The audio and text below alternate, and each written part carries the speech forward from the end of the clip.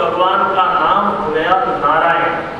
नार अयन, नार कहते हैं जल को, अयन कहते हैं सोने को। भगवान जल में सोए, इसलिए भगवान का नाम हुआ नारायण। बोलिए नारायण भगवान की। जब उन्होंने बहुत होने की इच्छा की तब योग शैया से उठे और उस अंड के 3 विभाग अधिभूत, अध्यात्म, अधिदेव किए। सृष्टि के लिए चेष्टा कर रहे। भगवान के शरीर के अंदर स्थित आकाश से इंद्रिय शक्ति, मन शक्ति, शरीर शक्ति, ये 3 शक्तियां प्रकट हुई। उनसे सूत्र, महान, अशुभ, ये 3 प्रकार के प्राण हुए।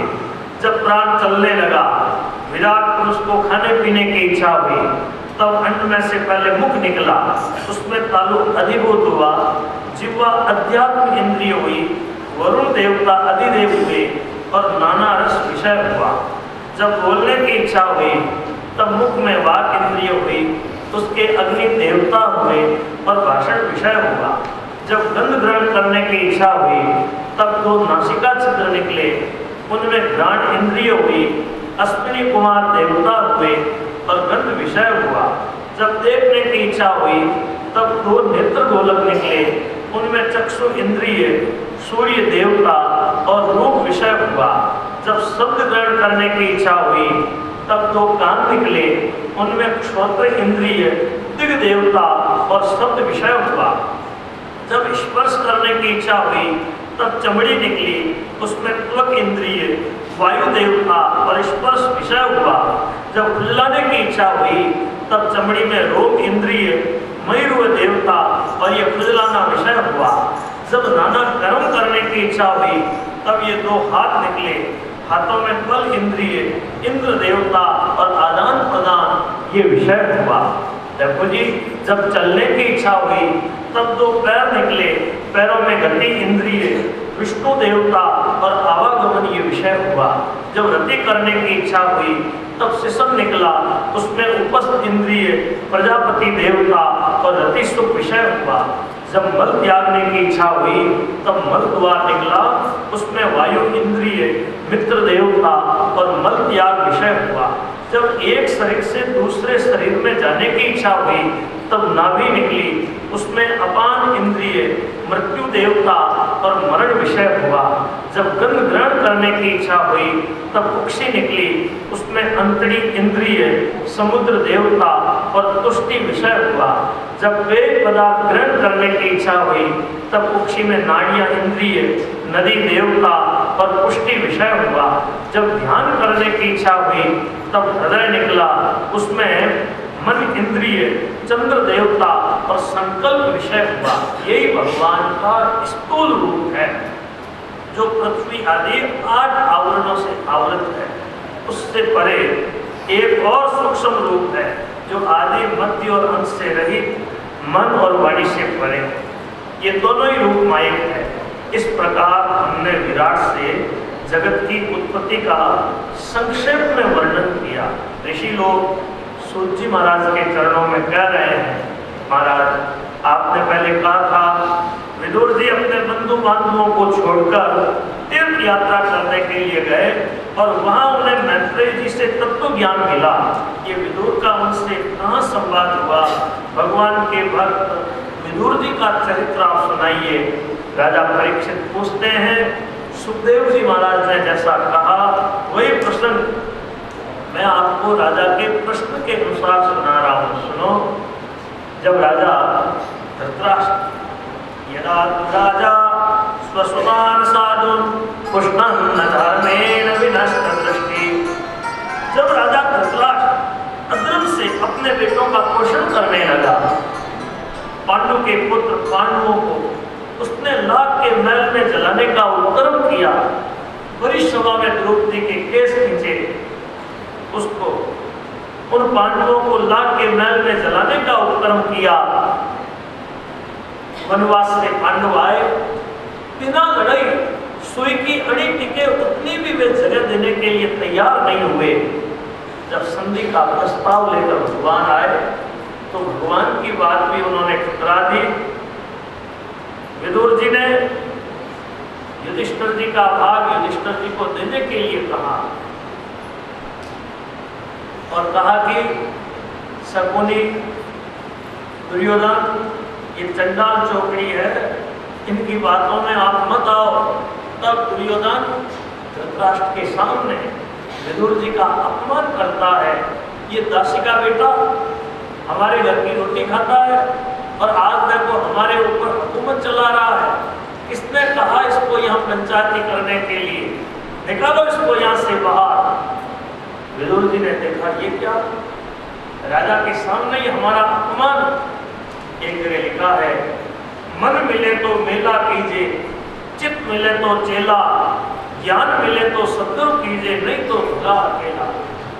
जब अकेले झगड़ा होता है वहां रहने में क्या लाभ? विदुर जी ने राज दरवाजे पर धनुष बाण रख दिया और वे वहां से तीर्थ यात्रा को निकल गए। अब देखो मानो कौरवों का पुण्य ही चला गया। अब विदुर जी तीर्थों में घूमते घूमते यमुना किनारे आए तो वहां भगवान के अनन्य भक्त उद्धव जी महाराज मिले। उद्धव जी के दर्शन से बड़ी प्रसन्नता हुई। अब भगवान के परिवार की सबकी कुशलता पूछी।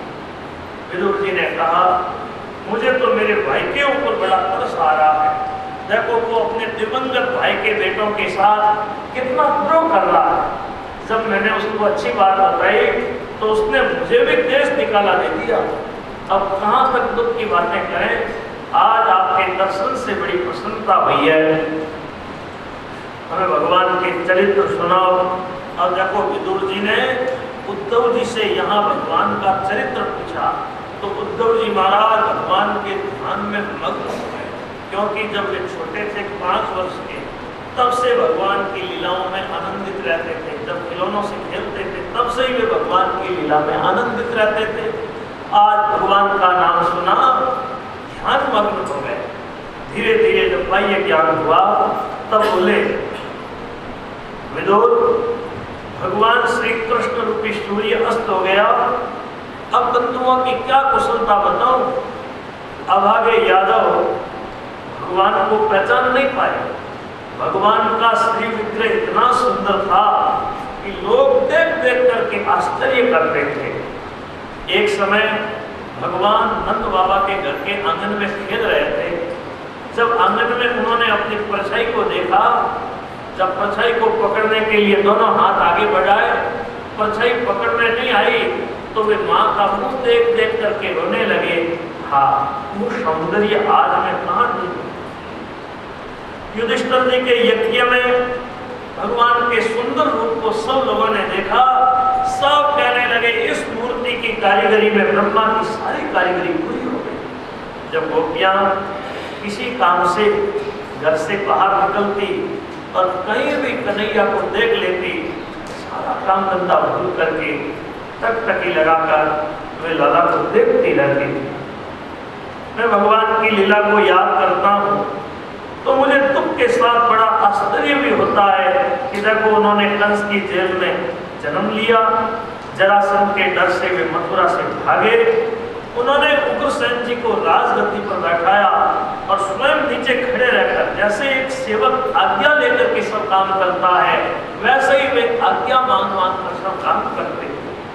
ज्यादा क्या, राष्ट्रीय यज्ञ में भगवान से द्वेष करने वाले शिशुपाल की जैसी सदगति हुई आपने प्रत्यक्ष अपनी आंखों से देखी है। योगी लोग भी उस गति की इच्छा करते हैं। भगवान का विरह कौन सहन कर सकता है? अरे उनकी दयालुता के विषय में तो कहना ही क्या। एक वो पूतना राक्षसी जो अपने आंचल पर हलाहल जल लगा कर आई थी, जल लगा हुआ आंचल भगवान के मुंह में दिया, लेकिन भगवान ने जो गति माँ को मिलनी चाहिए वही गति भगवान ने पूतना को दी। कितने दयालु है, जो जल देता है प्रभु उसको भी मुक्ति देते हैं।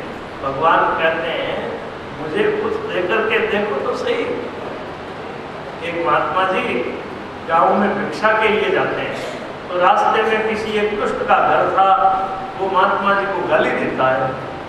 एक सज्जन बोला, महाराज आप इस मार्ग से क्यों आते हो? वो रास्ते में दुष्ट आपको गाली देता है। महात्मा जी बोले भैया कुछ इनको देता ही है, लेता क्या है। एक दिन जब महात्मा जी उधर से निकले तो आज वो कुछ गाली देते देते उसने क्या किया, एक बड़ा सा पत्थर उठाकर महात्मा जी की झोली में रख दिया। तो महात्मा जी नाचने लगे। तो वो सज्जन बोला महाराज रोटी नहीं रखी है, पत्थर रखा है। तो महात्मा जी बोले आज तो गिरियो, आज पत्थर रखा है तो कल रोटी भी रखेगा। तो हमारे भगवान के प्यारे लाडले इतने प्रसन्न होते हैं तो भगवान की कृपा का तो कहना ही क्या। भगवान ने वृंदावन में जाकर बलदेव जी के साथ 11 वर्ष तक वहां बंसी बजाई, गायें चराई, कालीनाथ का दहन किया, बड़े बड़े राक्षसों का संहार किया, गोवर्धन पर्वत को अंगुली पर उठाया, दिव्य रास के द्वारा गोपियों के मनोरथ नटवर नागर नंदा भजो मन गोविंदा, नटवर नागर नंदा भजो मन गोविंदा, श्याम सुंदर नंदा भजो मन गोविंदा, श्याम सुंदर चंदा भजो मन गोविंदा।